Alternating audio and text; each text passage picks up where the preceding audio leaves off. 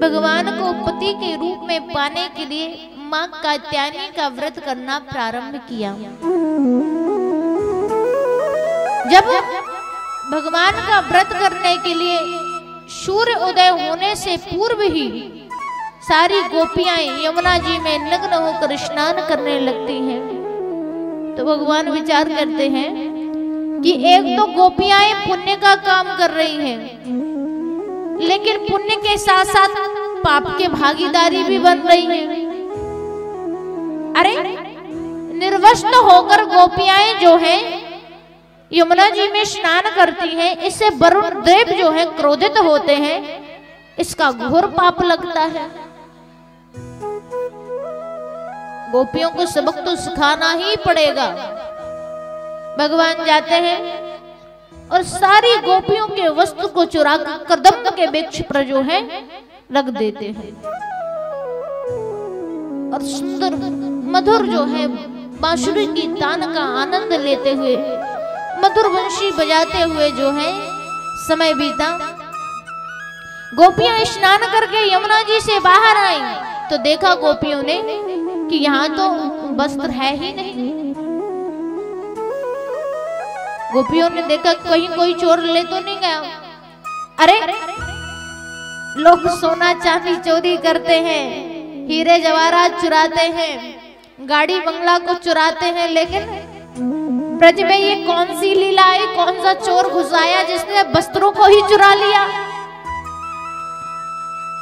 ऊपर हंसते हुए ठिठोली करते हुए कन्हैया जी इतना हंसे कि गोपियों के कानों तक आवाज पहुंच गई।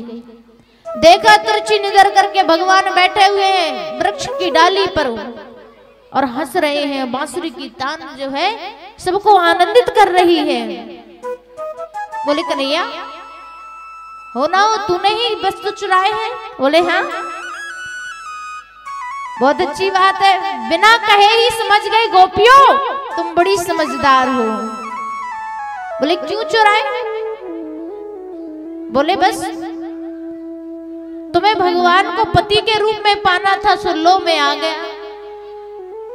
बोले कैसी बात करते हो, तुम मेरे लाज के ग्राहक बन रहे हो। अगर किसी को कानों कान खबर पहुंच गई ना तो इस नगर में, इस ब्रजमंडल में हम किसी को मुंह दिखाने लायक नहीं रहेंगे। और हे मेरे कन्हैया, हमारे लाज के ग्राहक मत बनो, तुम हमारी लाज रखो। बोले गोपियों एक बात कि अगर तुम बड़े ही सुंदर भाव से मन से बात करके और आज मुझे वचन दोगी कि आज से निर्वस्त्र होकर यमुना जी में कभी प्रवेश नहीं करोगी, तो हम तुम्हारे वस्त्र लौटा देंगे, वरना बैठी रहो ऐसे ही।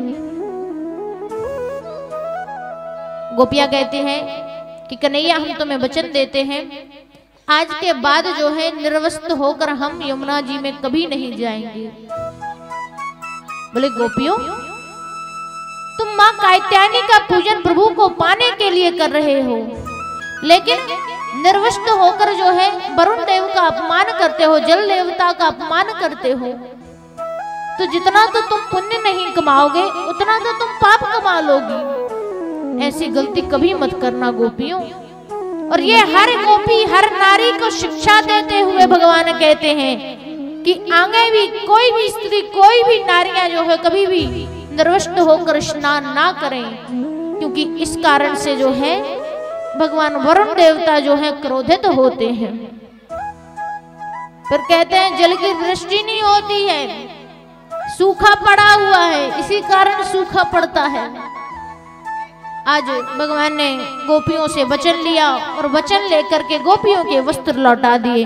भगवान ने अपनी चीर हरण की लीला को दर्शाते हुए एक सुंदर जो है आभाव को प्रकट किया कि हे ब्रज की नारियों, हे गोपियों, कभी भी निर्वस्त्र होकर यमुना जी में स्नान मत करना।